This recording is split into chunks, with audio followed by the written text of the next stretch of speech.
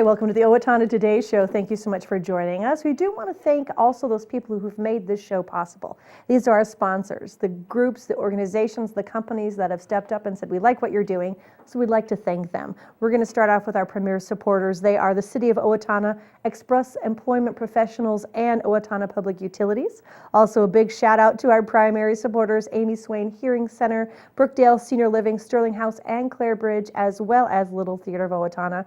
And our show would not be on the air today without our interlude supporters. They are Abraham Consulting Technologies, Bremer Bank, Brenda Bednar Mortgage Office, Glenn Meager and Tim Thomas of the Brick Meager Funeral Home and Medford Funeral Home, Carlson Branstad and Company CPAs, ERA Gillespie Real Estate, Fairview Animal Medical Center, Horizon Eye Care Professionals, Owatonna Business Incubator, Owatonna Foundation, Snap Fitness, Steele County Historical Society, Steele County Transitional Housing, the Third Hand Incorporated Video Productions, and TPS Insurance. Thank you to each and every one of those businesses, and we'd like you to thank them too. So go in and say, hey, we saw you on the Owatonna Today Show, and give them their business, give them your business, because they are making the show possible, bringing you the greatest information you need. And if you'd like to be a part of the show, well, let us know. Give Leanne Alt a call at 390-5751, and she'll give you all the details on how you can be a sponsor of the Owatonna Today Show. We'll be right back. We're going to be talking with Sandi Gatlin and talking about skiing by candlelight, as well as a look at what's going on at the Arts Center. We'll be right back. I'm Dan Branstad of Carlson Branstad and Company, Certified Public Accountants. We support the Owatonna Today Show. Owatonna Public Utilities, real people, real reliable, real progress. Making life a little easier day after day, taking pride in our community, listening to what you say, a voice you can talk to. We're growing with you.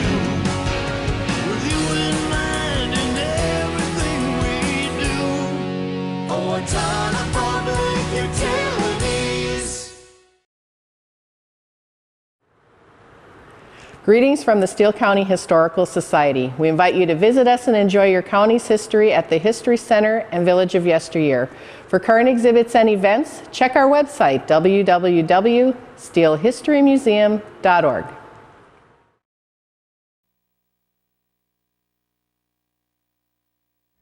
And we're back in studio. I have Sandi Gatlin. Hey. Hi. How's it going? Good. How are the parks? Well, first of all, introduce yourself so people know who you are. I'm Sandi Gatlin, and I'm the park technician at Rice Lake State Park, just outside of Owatonna. How are things at the park? Snowy? Yes, I actually haven't been there in several days. So maybe it's snowy? Yeah, I would imagine it is, yeah. So as the park is just such an amazing thing, because usually in wintertime we think about kind of everything closing down, but it doesn't. It Nope. still has opportunities for people to go be outside and enjoy that. Correct. It's all Minnesota State Parks are open year-round for day use. Mm-hmm. And that means from 8 a.m. in the morning until 10 p.m. at night, you can come in and use the facilities. Now, some of them, like for us, we're one of the long season parks that does not have camping past, for us it's MEA weekend. Okay. So you can't camp, and we have a couple of our roads blocked because they're part of a ski trail and a snowmobile trail. But you can come in and hike, snowmobile, cross-country ski, and enjoy the winter. Other than the getting the exercise, what are some of the great things about going to the park specifically to do some of these things? In the winter, or? Yeah, in the winter. Well, I think Minnesota, when I moved here, it's a huge outdoor state, and people love to be outside even when it's cold like today. But I think we're used to it, and we enjoy getting out and just being able to enjoy nature. Do you see a lot of, other than the trees, is there a lot of wildlife that'll be out possibly? Yep, yeah, there's still stuff out there. You'll see a squirrel or two running Yeah, around. squirrels, you'll see deer, now that the shooting has stopped. And yeah, pretty much anything you'd see in the summer. Different birds, obviously, because they've gone, a lot of them have gone south. Yeah. So, And even just experiencing how the park is different with the ice and snow. It's kind of, because it just makes it a whole different place to be. it does. I mean, obviously the leaves are gone, and it's different what you can see, you can't really, well, if you're skiing or snowmobiling, you can get to the campground. But from the main campground, you can actually see the lake this time of year. Oh, okay. In the summer, you can't Yeah. because the trees are all leafed out. And it's really quiet with the snow. That kind of dampens everything. And it's just, I love being out there. It's a whole different world. Yeah. Yeah. It's a lot of And fun. it's also a great time, especially when we can get so busy with running from here to there, here to there. It's just a time just to take that time just to be and be quiet and enjoy what you have out there. Yep. Yeah. And a lot of folks come out while they're hiking, some are coming out also just taking pictures and enjoying that. Okay, so along with those things being open, the park also has a lot of different events that they plan to kind of encourage people maybe who haven't been out or give them an opportunity to be out and enjoy that. And one of them is this skiing by candlelight. Yep. Tell me a little bit about this. This is something we've been doing, ever since I've been here. So at least the last 15 years or so. One night a year, this year it happens to be on Valentine's Day. Oh, that was smart. Yeah. I was hoping it was a full moon. Didn't work out. Oh, so close. And we light luminaries along a half-mile trail, or you can continue on a different route to make it a mile loop. And that's for the cross-country skiing. Okay. And then over the last few years, there were years we didn't have snow. So what do you do? So we had a hike, and those went over really well because we still lit the trails, and they might have been shorter or in a different area because of water. But people seem to really enjoy the hikes too. So now, I think probably about 4 years ago, we started just doing a completely separate trail for hiking and snowshoeing. Okay. So people can come and do either, Okay. or any, I should say, of the three items. The snowshoe or hiking trail is only about a half mile. Okay. That's lit. And we light them with luminaries, candles in buckets, and set that up. And we've, in the past, used over 300 to light the trails. And it takes a while to set up, but it's really pretty. Works out nice when there is a full moon, but even without it, it's great to be able to hike the trail or ski the trails at night. Because, like you said, yours during the winter, it's daylight hours that most of the parks are open. So this is an unusual event to be able to see the park in the winter at night. Right. I'm assuming most people don't come out and hike or ski at night unless they have a headlamp or something like that.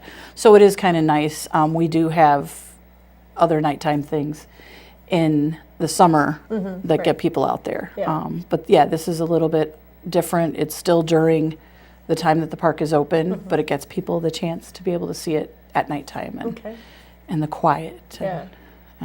So along with the hiking and the trails, will there be other events that night? That's the main event, but part of that is we have the warming shelter, the stove in the warming shelter lit, and for quite a few years now, we started, the former park manager started doing a bonfire in the parking lot so people can warm up there or in the warming shelter. And then at the office, we have cookies, bars, treats, and then hot chocolate and tea. So when you're done skiing, you can come back up and visit. And what is the cost for this event for people? the event is free, Okay.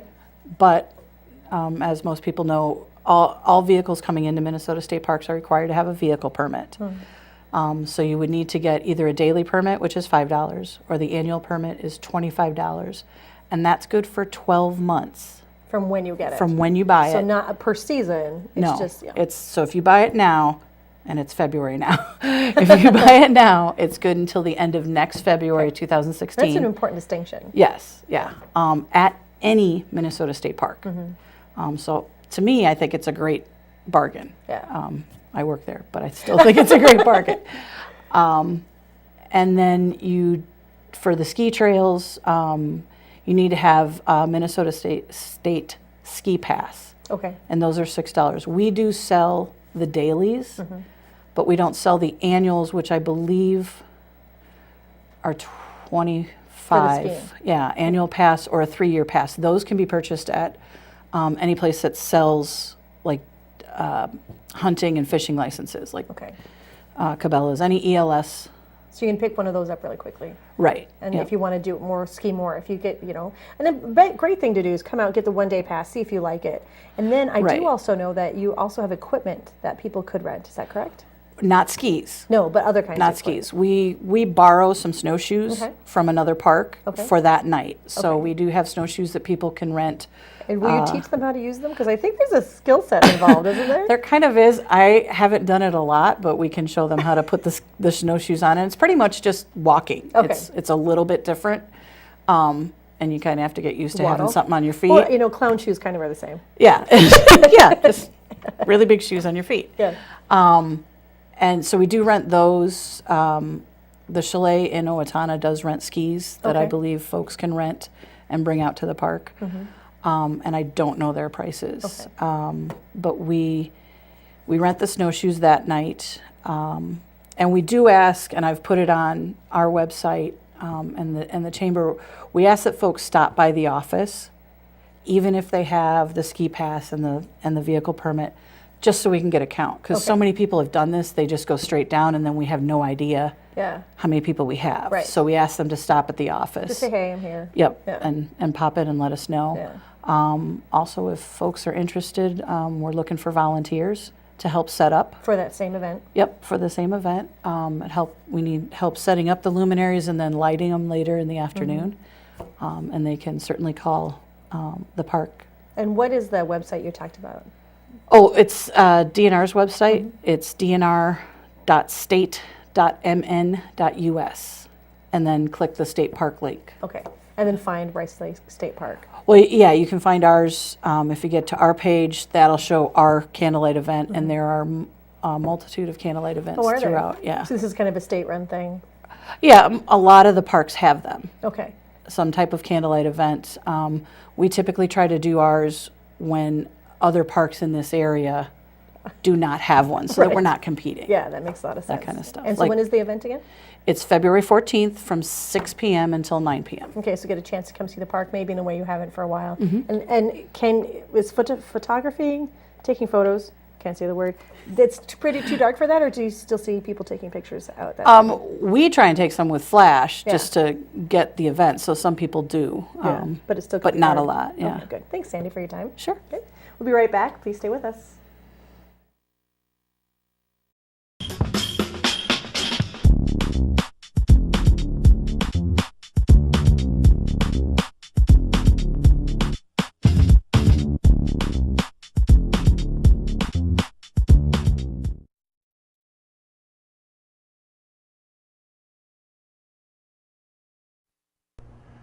Carbon monoxide is a colorless, odorless gas produced by gas-fired appliances in your home. The state of Minnesota requires that you have a carbon monoxide alarm within 10 feet of sleeping areas in your home. We suggest you have a digital readout carbon monoxide alarm. That way we were able to check and see what the concentration amount was when the alarm went off. This has been a public safety tip from the Owatonna Fire Department. Hi, I'm Glenn Mager. And I'm Tim Thomas of the Brick Mager Funeral Home, and we're proud to serve the Medford and Owatonna areas with cremation and traditional funeral services. And we're proud to be a part of the Owatonna Today Show.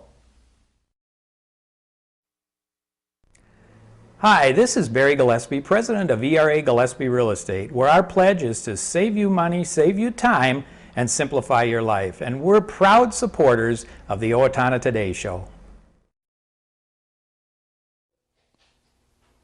Hello, I'm David Einhaus with the Owatonna Foundation. Thank you to all of our donors who have helped make Owatonna a better place to live. Will you join us today with a financial gift? Owatonna Foundation is a proud sponsor of the Owatonna Today Show.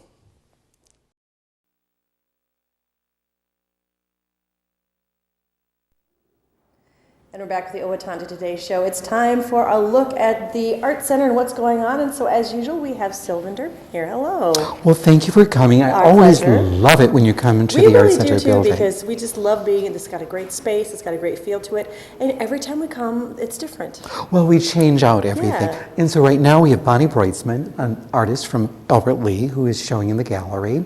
A wonderful exhibition. She has realistic images, some abstract as well. She's going to also give a gallery talk on the 22nd of February at 2 p.m. We invite you to come. It's free. It's a great opportunity to learn more about what she's thinking and why she paints the way she does and how she goes about doing it. The title of the show, I believe, is something like, and I'm kind of misrepresenting this one, Far Away and Here, because she has, as we can see, representations of lovely pieces from Italy, but she also has pieces from Owatonna, Albert Lee, farmhouses and things like that. But, you know, on the 14th of February is kind of National Sweetheart Day. And everyone is, you know, gearing up for it. And what we're hoping is when you take that very special person out to dinner and have that great meal, that wonderful glass of wine, that you're going to, you know, come to the Art Center to hear Jive and Ivan and the Kings of Swing. Great performers. We want to mention Dallas Musselman, who has performed many times in the area, is the lead singer for that. Oh, and a gorgeous, fantastic voice. And they do everything from, you know, the 1930s, 40s, 50s, you know, all the way up. It's great music. You can get out and dance. There'll be chocolates. We'll show you the poster, you know, and it's very modestly priced, $10 for Owatonna Arts Center members, $15 for non-members. So it'd be a great way to top off the evening. You don't have to dance, but guaranteed the music will want you to start moving. Your foot will at least be tapping.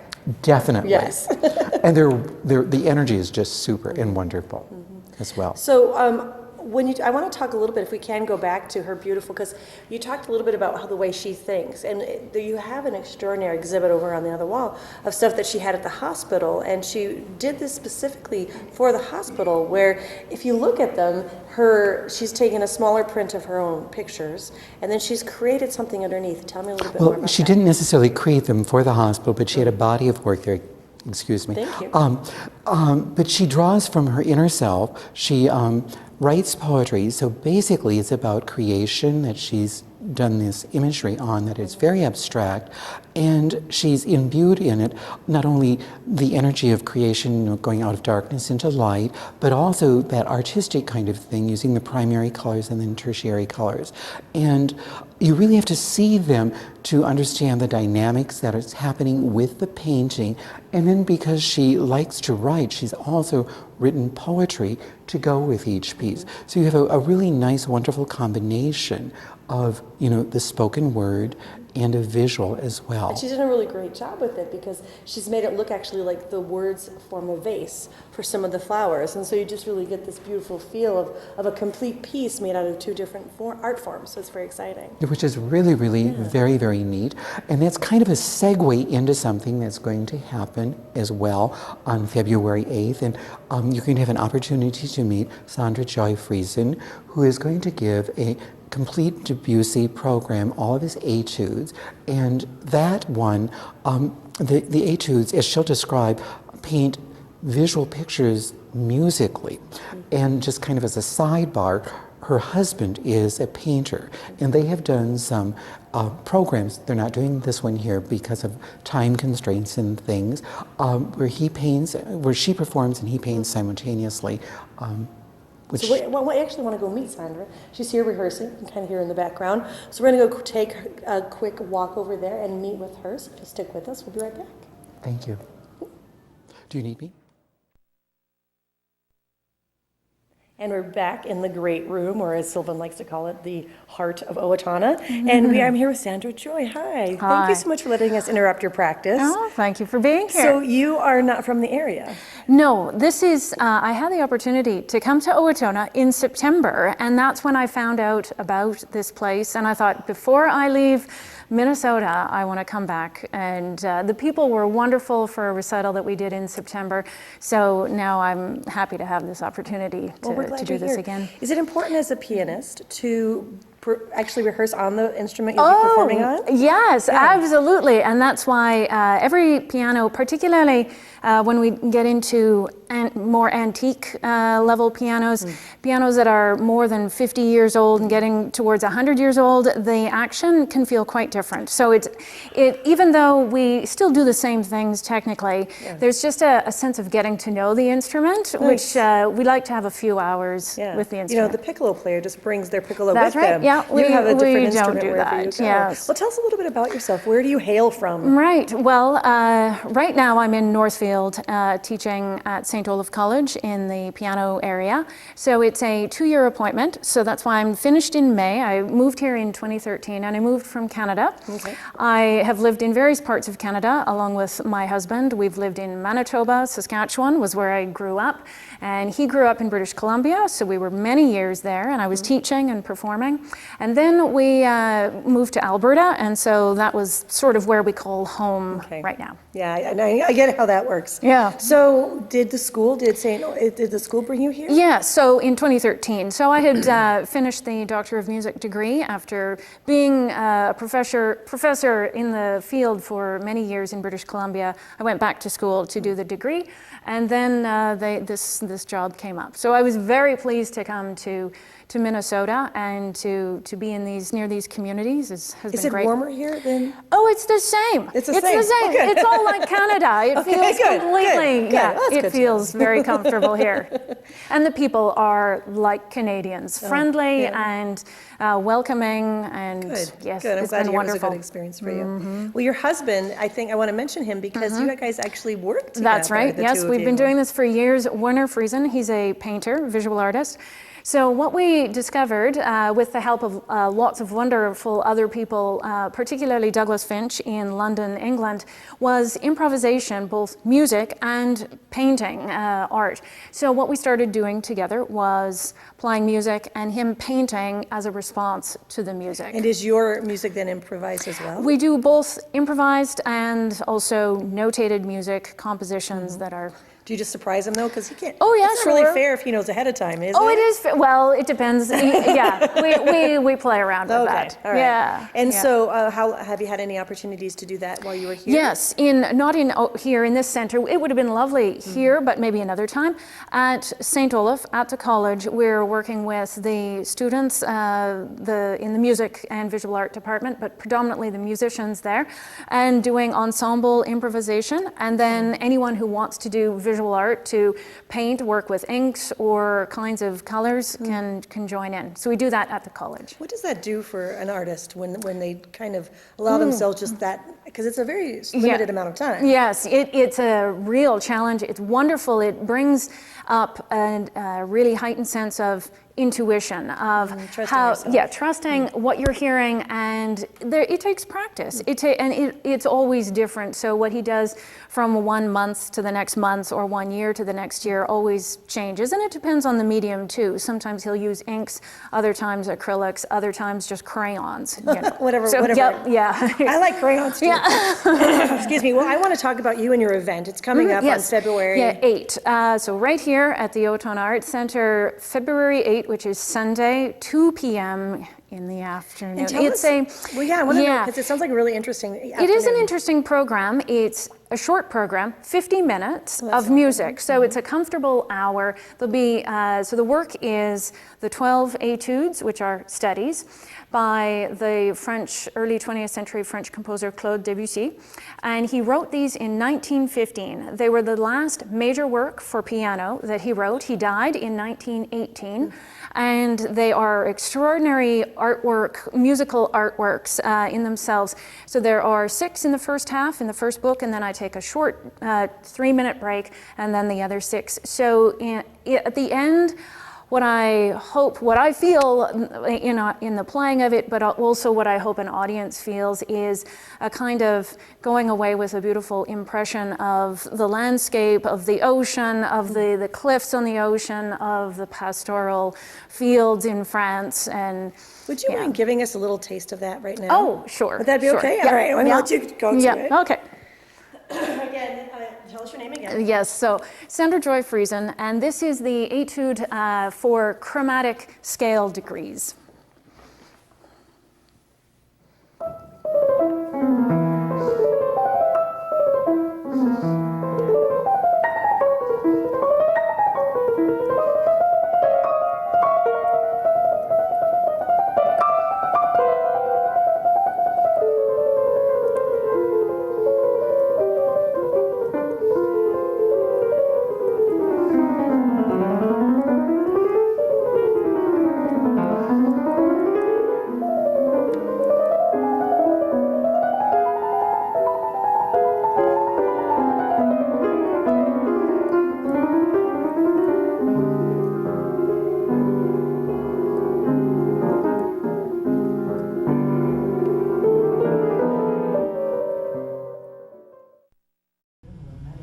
Hi, I'm Amy Martinez. And I'm Adam Martinez, owners of Snap Fitness in Owatonna. Snap Fitness is a fast, convenient, and affordable fitness center, and we're proud supporters of the Owatonna Today Show.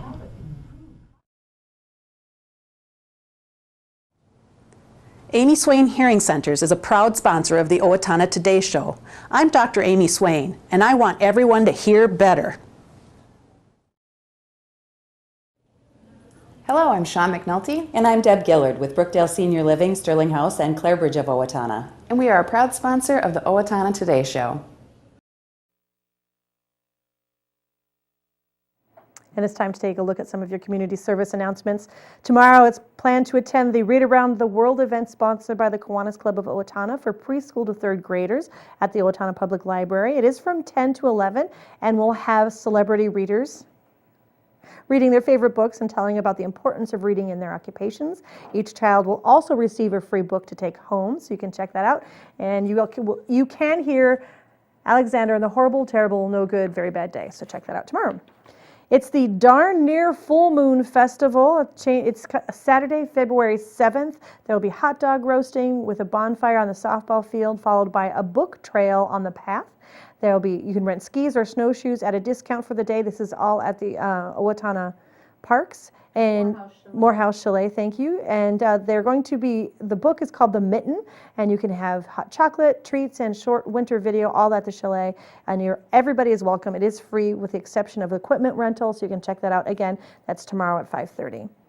And just as you saw, Sandra Joy Friesen, pianist, will perform Claude Debussy's Book 1 and Book 2 of some dozy etudes in concert at the Owatonna Arts Center this Sunday at 2 in the Performing Arts Hall. The concert is open to the public, so you're going to want to make sure you got a little taste of that right now, but it'll be a great opportunity just to really sit back and enjoy that event. I want to thank you so much for joining us right here on the Owatonna Today Show. We will be back next week, as we usually are. We're going to be talking about the Relay for Life, as well as Curly Girls Candy. This is a new shop over in Medford. You're going to want to know a little bit more about that.